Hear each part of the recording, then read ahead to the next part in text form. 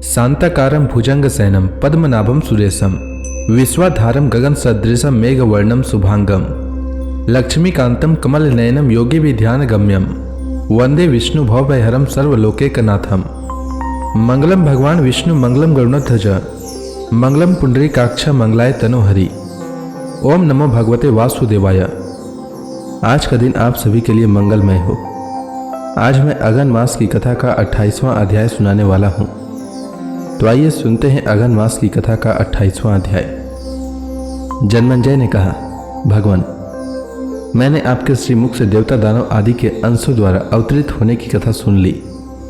अब आपकी पूर्व सूचना के अनुसार कुरु वंश का श्रवण करना चाहता हूँ। वैशंपायन जी ने कहा, जन्मेंजय, कुरु वंश का प्रवर्तक था परम प्रतापशाली राजा दुष्यंत। समुद्र से घिरे हुए बहुत से प्रदेश और मलेच्छों के देश भी उसके अधीन थे। वह अपनी प्रजा का पालन शासन बड़ी योग्यता के साथ करता था। उसके राज्य में वर्ण संकर नहीं थे। खेती और खाने के लिए प्रयत्न नहीं करना पड़ता था।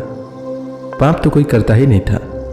सभी धर्म के प्रेमी थे, इसलिए धर्म और अर्थ दोनों ही स्वतः प्राप्त थे। चोर, भूख अथवा रोग का भय बिल्कुल भी नहीं था। सभी लोग अपने अपने धर्म में संतुष्ट थे और राजाश्रय में निर्भय होकर निष्काम धर्म का पालन करते थे। समय पर वर्षा होती थी, अन्न सरस होते थे और पृथ्वी सब प्रकार के रत्न और पशुधन से परिपूर्ण थी। ब्राह्मण कर्मनिष्ठ थे और छल कपट पाखंड की छाया भी उन्हें नहीं छूती थी। दुष्यंत स्वयं एक बलवान युवक था। उसकी शक्ति इतनी अद्भुत थी कि वह वन उपवन सहित मंद्राचल को उखाड़ कर धारण कर सकता था।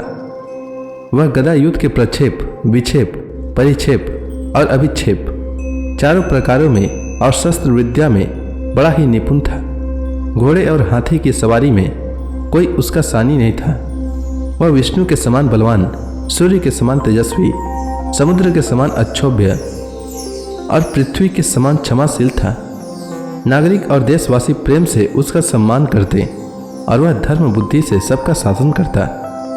एक दिन की बात है, महाबाहु राजा दुष्यंत अपनी चतुरांगिनी सेना के साथ किसी गहन वन में जा पहुंचा। उसे पार करने पर उसे एक मनोहर आश्रम युक्त उपवन मिला। यह उपवन बड़ा ही सुंदर था। वहां के वृक्ष खिले हुए पुष्पों से लद रहे थे। दुर्वा दलों से पृथ्वी हरी भरी हो रही थी। सुंदर सुंदर पक्षी मधुर स्वरों से चहक रहे थे। कहीं कोकिलों की कुहू कुहू तो कहीं भौरों की गुंजार। राजा दुष्यंत उपवन की शोभा देख ही रहा था कि उसकी दृष्टि उस मनोरम आश्रम पर पड़ी। उस आश्रम में स्थान स्थान पर अग्निहोत्र की ज्वालाएं प्रज्वलित हो रही थी।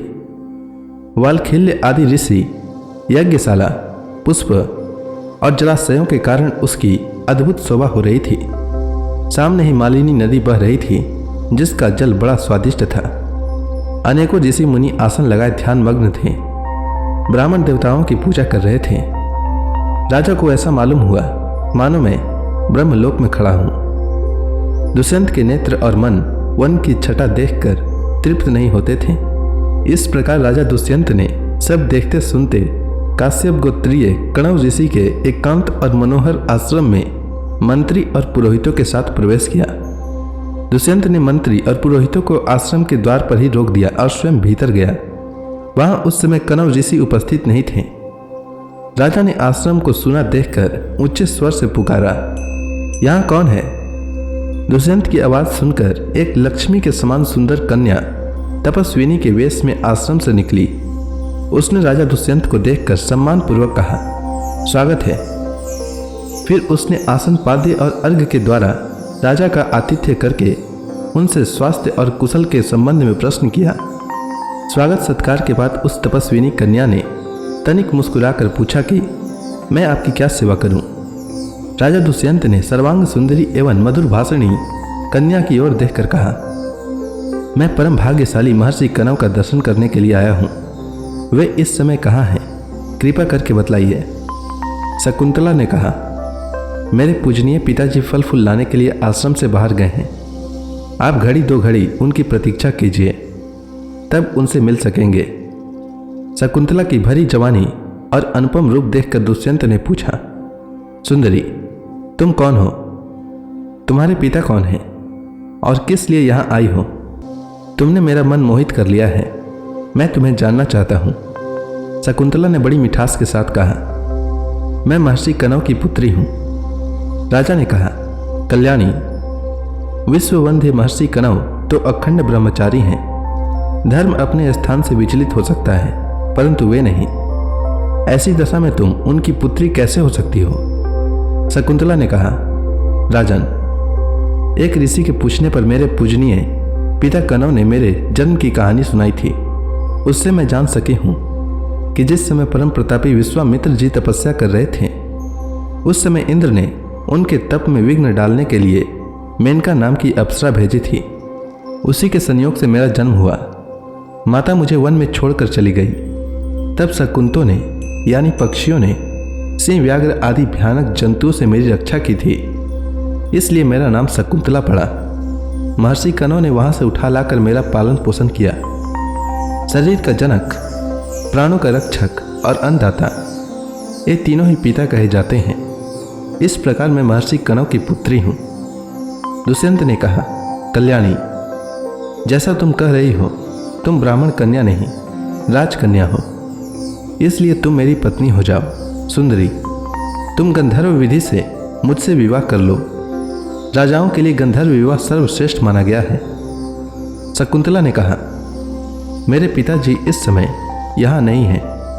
आप थोड़ी देर तक प्रतीक्षा कीजिए, वे आकर मुझे आपकी सेवा में समर्पित कर देंगे। दुष्यंत ने कहा, मैं तुम्हें चाहता हूँ, यह भी चाहता हूँ कि तुम मुझे स्वयं वरण कर लो। मनुष्य स्वयं ही अपना हितैषी और जिम्मेवार है। तुम धर्म के अनुसार स्वयं ही मुझे अपना दान करो।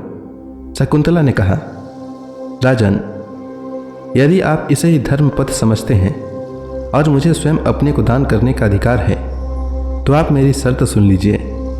मैं सच सच कहती हूँ कि आप यह प्रतिज्ञा कर लीजिए, मेरे बाद तुम्हारा ही पुत्र सम्राट होगा और मेरे जीवन काल में ही वह युवराज बन जाएगा, तो मैं आपको स्वीकार कर सकती हूँ। दुष्यंत ने बिना कुछ सोचे विचारे ही प्रतिज्ञा कर ली और गंधर्व विधि से शकुंतला का पानी ग्रहण कर लिया। दुष्यंत ने उसके साथ समागम करके बारंबार यह विश्वास दिलाया कि मैं तुम्हें लाने के लिए चतुरांगनी सेना भेजूंगा और शीघ्र से शीघ्र तुम्हें अपने महल में ले जाऊंगा। इस प्रकार कह सुनकर दुष्यंत अपनी राजधानी के लिए रवाना हुआ। उसके मन में बड़ी चिंता थी कि महर्षि कनव यह सब सुनकर न जाने क्या करेंगे। थोड़ी देर बाद महर्षि कनव आश्रम पर आ पहुंचे, परंतु शकुंतला लज्जावश उनके पास नहीं गई। त्रिकालदर्शी कनव ने दिव्य दृष्टि से सारी बातें जानकर प्रसन्नता के साथ शकुंतला से कहा, बेटी, तुमने मुझसे बिना पूछे एकांत में जो काम किया है वह धर्म के विरुद्ध नहीं है। क्षत्रियों के लिए गंधर्व विवाह शास्त्र सम्मत है। दुष्यंत एक धर्मात्मा, उदार और श्रेष्ठ पुरुष हैं। उनके संयोग से बड़ा बलवान पुत्र होगा और वह सारी पृथ्वी का राजा होगा। जब वह शत्रुओं पर चढ़ाई करेगा, उसका रथ कहीं भी नहीं रुकेगा। शकुंतला के कहने पर महर्षि कनव ने दुष्यंत को वर दिया कि उसकी बुद्धि धर्म में दृढ़ रहे और राज्य अविचल रहे। तो इसी के साथ यह अध्याय समाप्त हुआ। इसके आगे की कथा में क्या होता है वह मैं कल के अध्याय में सुनाऊंगा। तब तक के लिए भगवान हरि का नाम लेते रहें। तो प्रेम से बोली भगवान विष्णु की जय, श्री कृष्ण भगवान की जय, लक्ष्मी माता की जय, तुलसी माता की जय, समस्त देवी देवताओं की जय।